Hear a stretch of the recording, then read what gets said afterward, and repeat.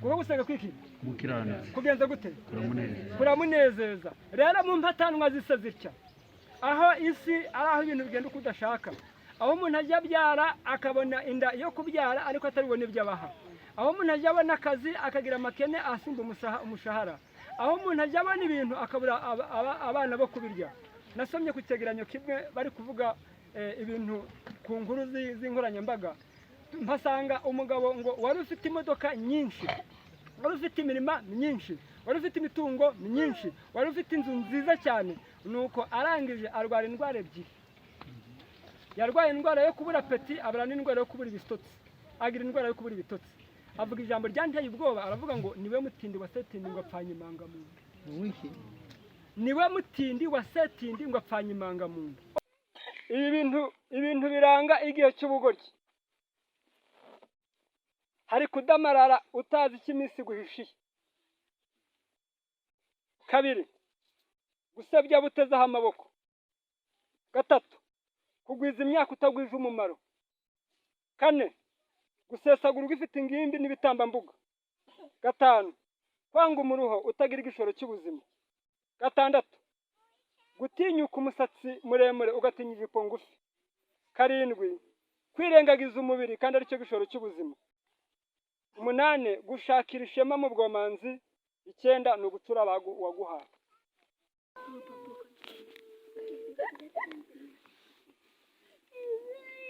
hakenewe abakozi bo kuziba ibyuho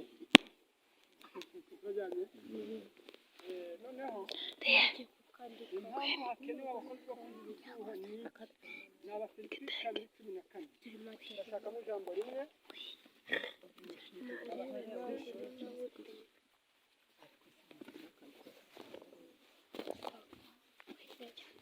kubera ibyami baranditse ngo mukora byose mutitotombana mutagishanya impaka kugira ngo hatabaho umugayo cyangwa uburyarya kugira ngo mutabaho umugayo cyangwa uburyarya muba abana b'Imana batagira inenge hagati y'igihe kigoramye cy'ubugoryi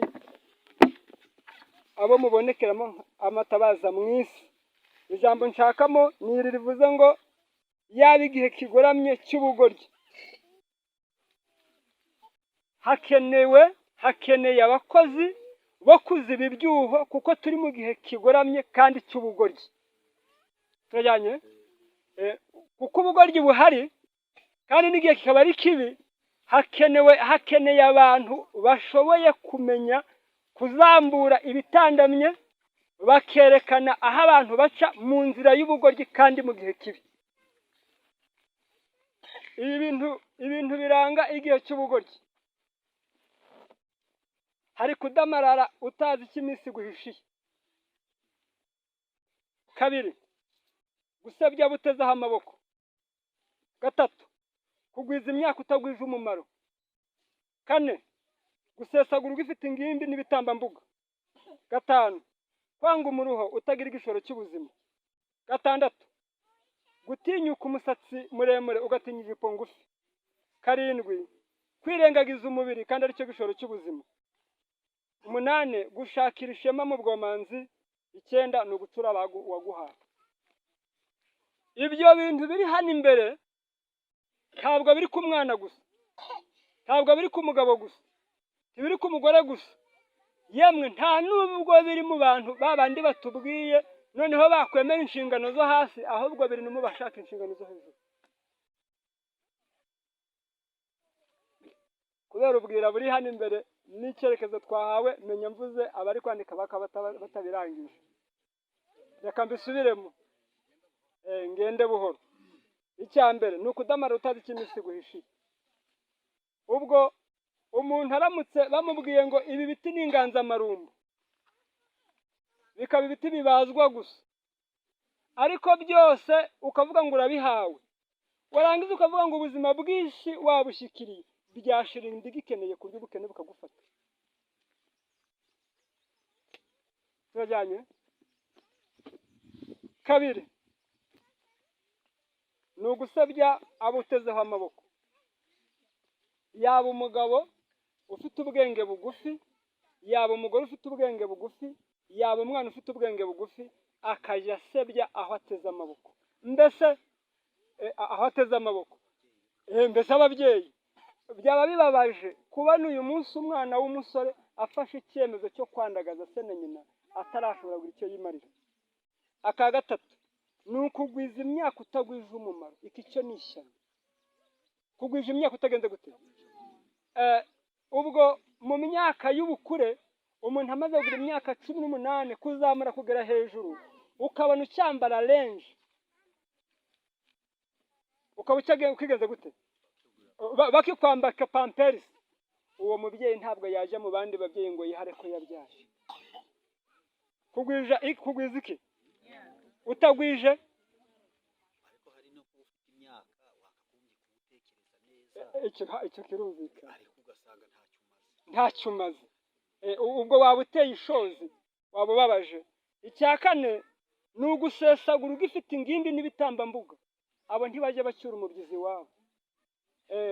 Kubona bano bana bari imbere yanjye, aba ndi kubona hano, ni uko ufite n'ingimbi uje ubwira ngo nizije mu murimo zikumva zifite iseseme zo gukora mu mase y'inka izamwishyurira ku ishuri, warangiza ugasesagura, waba ufite ubwenge bureba hafi.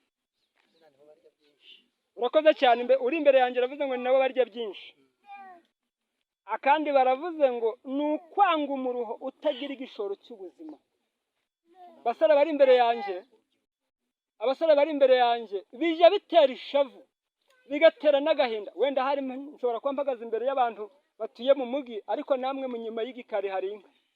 Kavuga isaka kubwira ngo jya kuzana umuvovo munsi y'urugo, nangwa jya kuzana utugorigori turi hirya hariya, nurangiza uzanira iyi nka, ndetse n'ibinarangira iyi fumbire ntiwemere ko iyishyamamo. Nuko kavuga ngo ukonsa n'abagiye kugera hano muri runo rugo, ubwo se basanga ndi gukora. Kandi icyo kimasa nicyo kizatuma ujya hehe? Ujya ku ishuri. Baravuze ngo ni ukwanga umuruho utagira igishoro cy'ubuzima. Nibura urakanga imirimo imwe uri kuvuga ngo mfite indi zayisimbura. Harimo kandi kavuze ngo ni ugutinyuka umusatsi muremure ugatinyuka ijipo ngufi. Ubwo urubyiruko mu ntega amatwi, ubwo ijipo ngufi ako bari kundeba niyigeze hano hejuru y'amavi, iri butuma ukonja amaraso ntagere hepfo mu birenge byo hepfo, akazamuka yavuze akazagutera kanseri. Nuko kuma umusatsi waba muremure ariko ijipo ye ntibe yaba ndende. Kanigire hepfo ni ugushakira ishema mu bwomanzi. Reka mpere ku bagabo, agafata icyemezo cyo kujya kwirirwa mu kabare, agaha abandi amacupa, kandi waba ari kwicinda mu jisho. Abo nabo bafite ubwomanzi. Ntabwo ubwomanzi bwira inkumi n'abasore gusa. Umukobwa akumva atakuburira nyina na se. Aha reka nse naho mbatinda, wenda handi ndihuta bitewe n'uko igihe kimeze. Noneho hepfo ni ugucura uwaguhaye. Abagabo bakunda kugira umugabane muto mu byo batunze.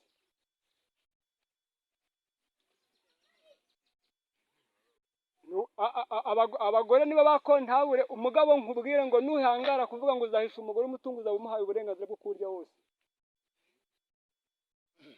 Kumubitsa neza mugasangira ibyawe mugasangira ibye, ni ukubimurekera, kuko iyo umuhishe niwe umubwiye kubirya. Rero kuko abyuka mu gitondo, abyuka yirukanka, hari n'igihe bamuhamagara bya bigeze ku meza nabyo ntagenda biriye. Reka nigire imbere rero, kuko wenda mwabyumvishije.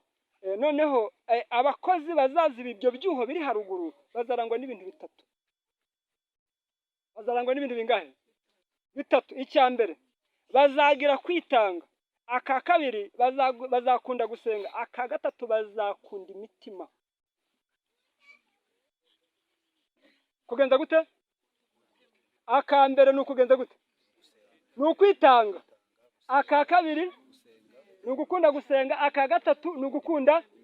Abo ngabo iyo Yesu abaronse mu materaniro, babonye abantu bazatuma ikirere kimenya ubutumwa bwiza. Ezra igice cya 9.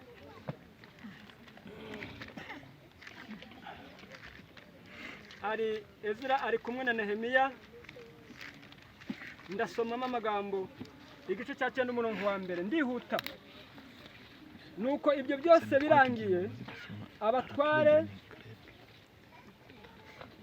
baranyegera barambwira bati, Abisirayeli n'abatambyi n'abarewi. Numva ano magambo, abantu bagiye kuvugwa ntabwo ari abantu boroheje. umutambyi n'umurewi nibo bari hejuru y'ishyanga. None baravuze ngo abisirayeli n'abatambyi n'abarewi ntibitandukanije n'abantu bo mu bihugu, ahubwo bakora ibizira byabo, iby'abanyakanani, iby'abaheti, n'iby'abaferezi, n'iby'abayehosi, n'iby'abamoni, n'iby'abamowabu, n'iby'abanyagiputa, n'iby'abamori. Kuko ubwabo birongoreye abakobwa babo bakabashingira abahungu babo, bigatuma urubyaro rwera. Bigatuma urubyaro rwera. Muri kumva kino kintu gikomeye. N'urubyaro bavuze ngo rugenza gute? Rwera. Ni ukuvuga ngo ishyano rihereye mu mutwe.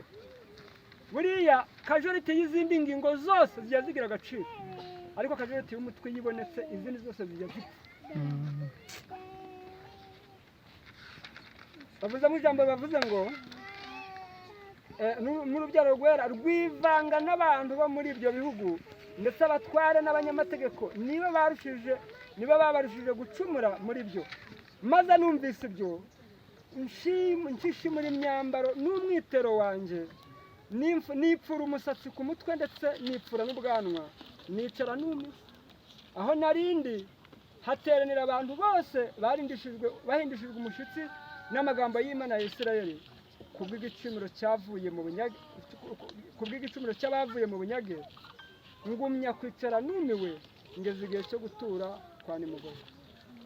Uyu Ezira wari uje kuziba icyuho, ngo icyari kimuteye ishavu, ngo iyaba nibura wenda abari babikoze bari rubanda rwa giseseka.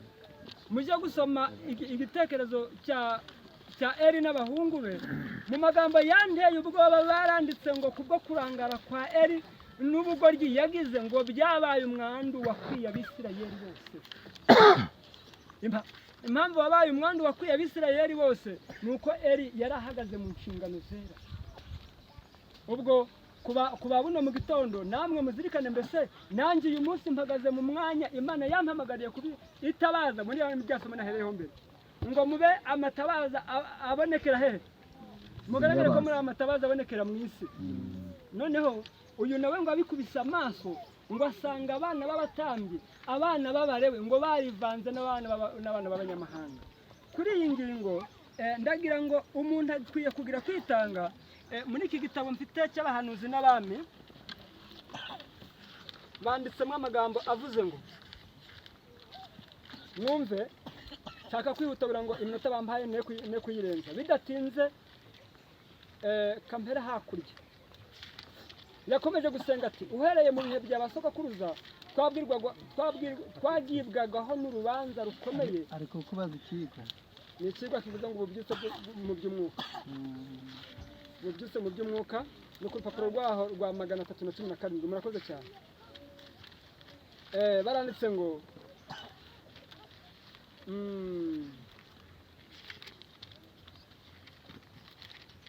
baranditse ngo yakomeje gusenga ati, uhereye mu bihe bya sogokuruza twagirwagaho n'urubanza rukomeye cyane na bugingo n'ubu, kandi ibicumuro byacu nibyo byatumye dutanganwa n'abami bacu n'abatambyi bacu, tugahabwa abami bo mu bindi bihugu, tukicwa n'ikota, tukajyanwa turi imbohe, tukanyagwa, tugakorwa n'isoni nk'uko bimeze ubu. Ariko noneho muri uyu mwanya muto Uwiteka Imana yacu yerekanye imbabazi zayo, idusagiriza igice cy'abantu kirokotse, idushyiriyeho ingano ahera hayo kugira ngo ihwejeshe amaso yacu, iduhumurize buhoro mu buretwa bwacu. Uyu mugabo amaze kubibona ngo hari ibintu bibiri byamuteye agahinda. Hari ikintu kimwe cyamuteye agahinda, ngo nuko yabonye ibendera ry'Imana rijya hasi, rya Satani rikaja hejuru. Akantu mu gace w'akarongo mu bantu ngo bajya bagira kwitanga, ngo ikijya kibababaza cyane kuruta ibindi ni iki, ngo nuko kubona ibendera ry'Imana rigenze gute, rijya hasi, irya Satani rikagenze gute, rikaja hejuru. Noneho ngo abonye yuko abatambyi n'abana babo bamaze gutangira gushingira n'abanyamahanga, ngo agahinda karamufata, ngo yapfuye umusatsi arangije apfura n'ubwanwa. Noneho mva kuri kano kagingo ndavugamo kwitanga. Uyu Ezira ibyo yakoze nanjye nshaka ko nawe uyu munsi wabimenya. Yaravuze ngo icyaha cyabaye gikwira ku rupapuro rwa 319. Icyaha cyabaye gikwira kandi kikaba kiganje muri iki gihe gishobora kubarwa ku rwego rukomeye kukuba abantu batiga kandi ngo bumvire ibyanditswe byera. Ngo ntibiga ngo kandi bagenze gute? Ntibumvira kandi biga n'ibyanditswe byera. Noneho ibyo abibonye biramubabaza, afata icyemezo cyo kuvuga ngo nzakora uko nshoboye nicare hasi nuko nindangiza ngaragaze agaciro k'amategeko y'Imana. Aka kabiri yakoze baravuze ngo kubwo kwirengagiza Bibiliya ingaruka yabaye gutera amategeko y'Imana umugongo. Inyigisho ivuga ko abantu baba batuwe kukumvira amategeko y'Imana yaciye intege imbaraga y'ibyo umuntu asabwa by'imico mbonera kandi yakinguriye imiryango ibicumuro birinjira mu isi. Aravuze ngo ubwo abantu bari bamaze kwica amategeko, imico mbonera yarapfuye imaze gupfa, noneho imico mbonera imaze gupfa ibyaha bigenze gute byinjira mu isi. Nuko Ezira kuri iyi ngingo arangije afata icyemezo cyo guhaguruka, aravuga ngo agiye kuziba icyuho izina ry'Imana ryongere rishyirwe hejuru. Noneho ingingo ya kabiri baravuze ngo ingingo ya kabiri bazakunda gusenga. Kuri iyi ku kigo bavuze ngo bazakunda gusenga. Abakozi babwiriza ubutumwa ku bagifite ku rupapuro rwa 257 hari amagambo nshaka kuhasoma magufi. 257 nshaka ko muhumva ku bantu namwe muri kumva isi ibabangamiye ikabibatse amahoro. Hari icyo bahavuze, hari amagambo avuze ngo 257 haranditse ngo hakenewe amasengesho amaramaje agurumana, amasengesho yo gutakamba nk'ayo Dawidi yasenze igihe yavugaga ati kuko imparakazi yahagizwa no gushaka imigezi, ni ku mutima wanjye wahagizwa no kukwifuza Mana. Dore njya nifuza amategeko wigishije, Uwiteka njya nifuza agakiza kawe. Umutima wanjye wifuza ibikari byawe, ndetse biwutera kugwa isari. Umutima wanjye n'umubiri wanjye bivugiriza Imana amahoro impundu. Aha baratubwiye ngo dukwiye kujya tumenya gusenga, kuko iyo umuntu agira gusenga aba afite uburyo avuganamo n'Imana ubutuma hatagira ikintu na kimwe n'icya kirazira gishobora gutuma Imana itamwumva. Baravuze ngo gusenga n'ugukingurira umutima kubwira inshuti ye. Mu gusenga ijisho ryo kwizera ribona Imana iri hafi, maze uwinginga akagira icyizere gikomeye cy'uko Imana imukunda kandi imwitayeho. Isengesho Nataneli yasenze ryari rivuye ku mutima utaryarya, kandi databuja yararyumvise ararisubiza. Imana izi imitima y'abantu bose, kuko gusenga k'umukiranutsi kuramunezeza. Kuko gusenga kwiki umukiranutsi kugenza gute? Kuramunezeza. Rero mu mpatanwa zisa zitya, aho isi ari aho ibintu bigenda uko udashaka, aho umuntu ajya abyara akabona inda yo kubyara ariko ataribona ibyo abaha, aho umuntu ajya abona akazi akagira amakene asimba umushahara, aho umuntu ajya abona ibintu akabura abana bo kubirya. Nasomye ku cyegeranyo kimwe bari kuvuga ibintu ku nkuru z'inkoranyambaga, mpasanga umugabo ngo wari ufite imodoka nyinshi, wari ufite imirima myinshi, wari ufite imitungo myinshi, wari ufite inzu nziza cyane, nuko arangije arwara indwara ebyiri. Yarwaye indwara yo kubura peti, abura n'indwara yo kubura ibitotsi, agira indwara yo kubura ibitotsi. Avuga ijambo ryanteye ubwoba, aravuga ngo niwe mutindi wa setindi ngo apfanye imangamuntu. Niwe mutindi wa setindi ngo apfanye imangamuntu. Oro yari afite imodoka nyinshi, yari afite ibitoro bimwe za sitasiyo zizana amafaranga atagira uko ageze gute akwangana. Arangije agira inzu nziza atazabona aho ayiryamaho ngo agira ibitotsi asinzira. Abura akanwa ko kurya ibyo yaruhiye. Avuga ijambo riteye ubwoba, ngo niwe mutindi wa setindi. Rero dukeneye amasengesho abasha gutuma muri iyi si y'urucantege tubaho dufite Imana, dufite n'ibyiringiro. Kuri iyi ngingo ndasoma andi magambo make. Narindi gusoma page 257. baravuga ngo baranditse ngo kanongere nsoma andi magambo ari hano avuze ngo ku gicaniro cy'Imana niho honyine tugomba gukongeza imuri zacu. Ngeze kuri 255. Ku gicaniro cy'Imana ku isubi ya kabiri, ku gicaniro cy'Imana niho honyine tugomba gukongeza imuri zacu ku muriro mvajuru. Umucyo mvajuru wonyine ni uhishura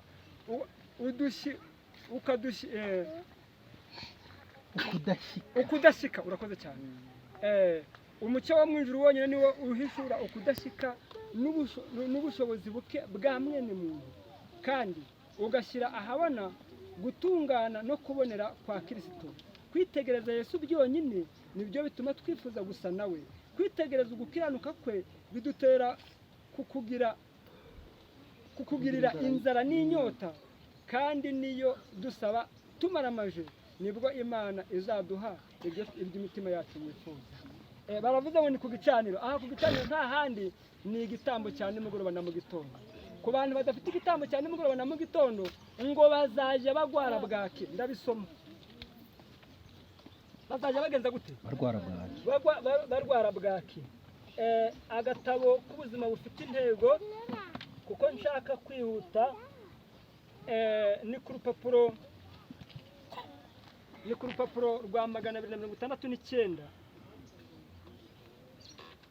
Ku bantu badakunda kwiga umurinzi wa mu gitondo na nimugoroba, 269 baranditse ngo, gasoma mu jambo rigufi, muri iki gihe handikwa ibitabo bya Bibiliya birenze izanditswe mu yindi myaka yose yatubanjirije uyiteranije, ariko Bibiliya ibitse mu kabati nta mumaro iba ifite.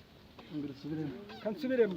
Muri iki gihe handikwa ibitabo bya Bibiliya birenze izanditswe mu yindi myaka yose yatubanjirije uyiteranije, ariko Bibiliya ibitse mu kabati nta mumaro ibifite.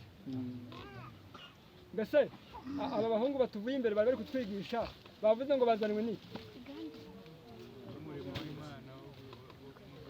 Bagiye guhindurira inyandiko zibakomereye kuzishyira mu rurimi mwumva. Sibyo? Nicyo cyagenze gute cyabazanye. Umva hepfo uko banditse. Miliyoni z'abakristo zirwaye bwaki yo mu by'umwuka, barembejwe n'inzara kubera kudafungura bihagije iby'umwuka. Abakristo benshi. Abakristo ngo bagenze bate? Barwaye bwaki iby'umwuka. Mu mirire turya, umuntu utagira proteine ku bakuze paje 269, ku bakuze ngo bajya babura igikuriro, bagira akajagari, bakabura n'igikiriro, bagira akajagari mu bwenge, noneho abana bakabura igikuriro. Rero ibi birababaje kubona uyu munsi abantu batiga, badakunda gusenga, kuko biteye agahinda. Noneho indi ngingo ya nyuma iravuga ngo bazakunda imitima. Bazagenza gute? Bazakunda imitima. Kuri iyi ngingo yo kuvuga ngo abantu bazakunda imitima, hari bizabaranga. Ndongera ngaruke muri kino gitabo nari mfite ku rupapuro rwa 31. Kuri gukunda imitima, Imana ikeneye abakozi bakunda imitima nkuko nawe yayikunze. Yesu ubwo yarabonye mwene muntu agiye kuzimira, yemeye gusiga icyubahiro mu ijuru, yemera gusiga imbaraga ze, yemera gusiga ibyo yari afite byari bimunejeje, aza mu isi nkuko namwe mugize. Hari amagambo avuze ngo Yohana umugabura w'ubutumwa bwiza 31. Ariko kuko ndi kwihuta, reka yego kambahere. Ubutumwa bwiza yiyumvagamo uburemere bw'imitima, ku buryo kenshi yabyukaga nijoro akinginga Imana asabira abantu ngo bakizwe. Mwumva iby'uyu muntu. Ni umugabo wajya kubyuka mu museke mu gicuku, ijoro rigenze gute rikiri hagati, ngo yarangiza agasabira iki? Abantu. Umunsi umwe umugore we yamwingingiye kutangiriza ubuzima bwe abukoreshaga hanyu bene ako kageni. Yaramusubije ati, umugore mfite inshingano yo gukemura ibibazo by'abantu 3,000 kandi ntabwo nzi uko buri wese yaramutse. Umugore yaramubwiye ati wije umbuza gusinzira akagahanyura uhora mbese ubundi bazaguhembike.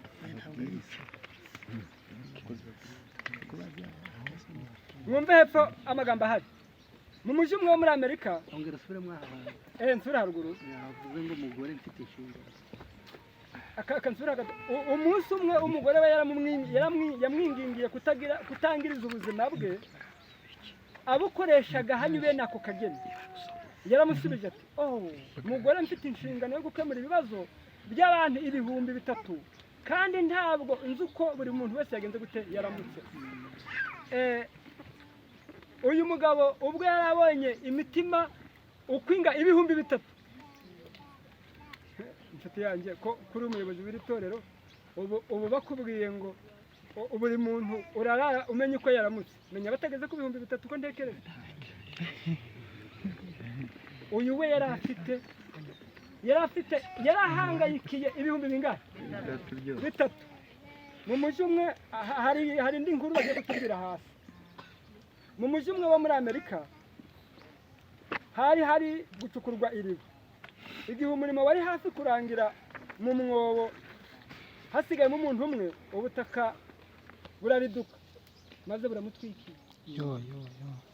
Murangurikiye mwese ngo umunsi umwe ubutaka bwatwikiriye umuntu bari gucukura iriba ikinombe.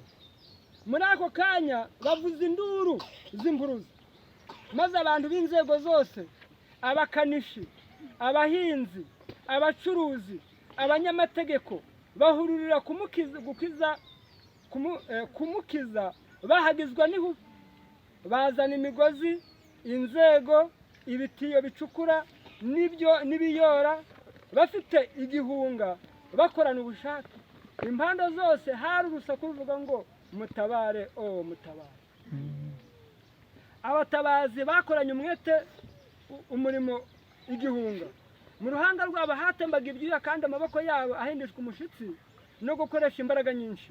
Bishize kera bashobora kunyuza itiyo mu butaka bwaridutse, ari nayo bashoboye kubarizamo uwo wari wagwiriwe n'ishyano ko yaba akiri muzima. Amusubiza agira ati ndiho, ariko nimugira bwangu kuko ngeze ahakomeye. Mu majwi y'ibyishimo bongera umuhati wabo. Amaherezo bamugeraho ari muzima. Impundu z'ibyishimo by'iyo nteko y'abantu zisaba ikirere. Ararokotse niyo magambo yasubirwagamo mu tuyira twose tw'uwo munsi. Amen. Mbese mureke mbabaze, nawe uyu munsi ujya wumva wanezezwa no kubona Yesu uwo yapfiriye nawe wamukiza? Hari ubwo tujya tubona abayobozi twarangiza tukumva inshingano ari zabo gusa. Ngaho duhurire mu Kuva cyangwa kwasoma isomo Kuva 17 ku murongo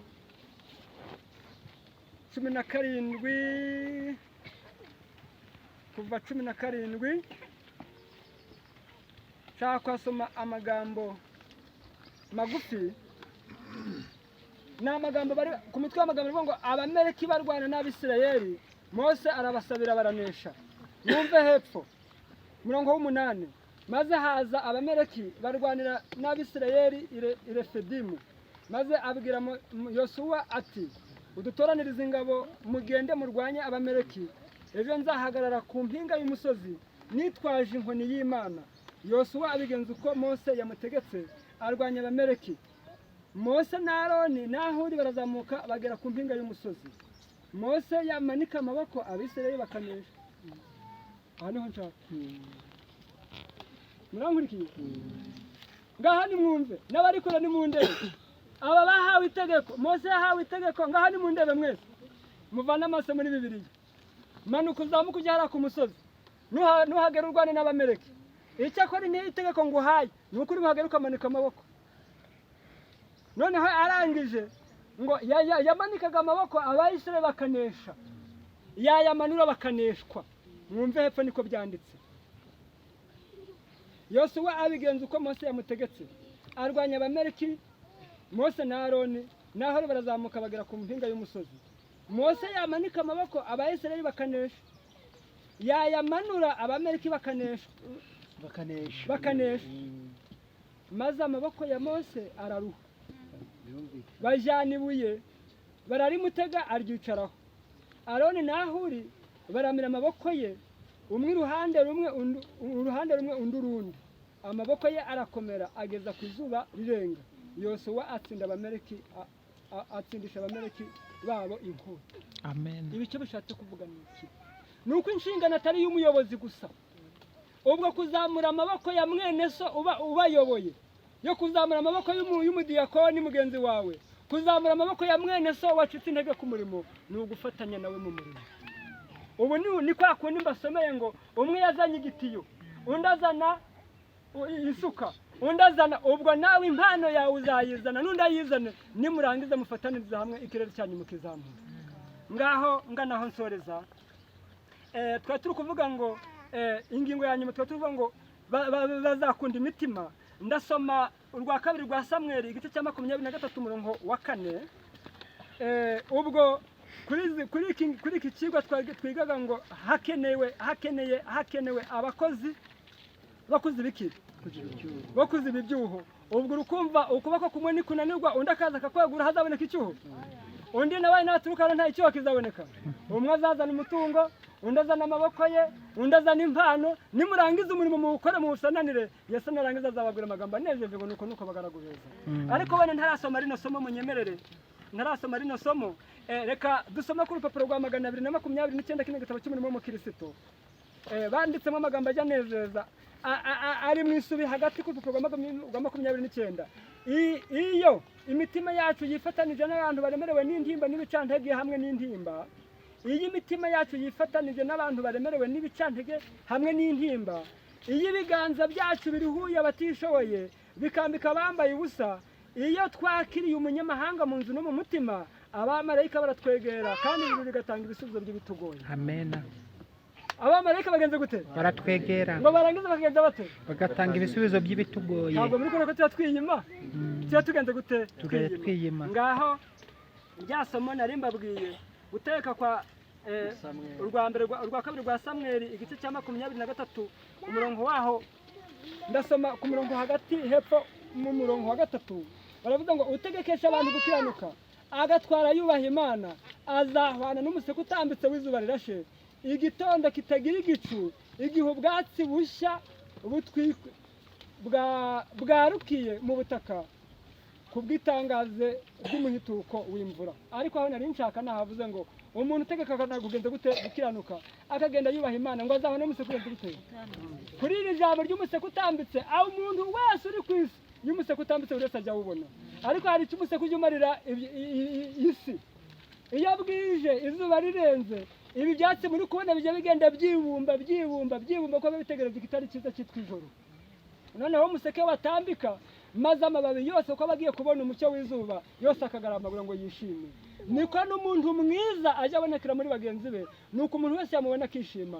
Imana ijya kuba imiseke itambitse, tumubera amatabaza mu isi, buri muntu wese azagira inshingano, azaziba icyuho. Yesu azamubwira ngo nuko mugaragu mwiza mu izina rya Yesu. Amen.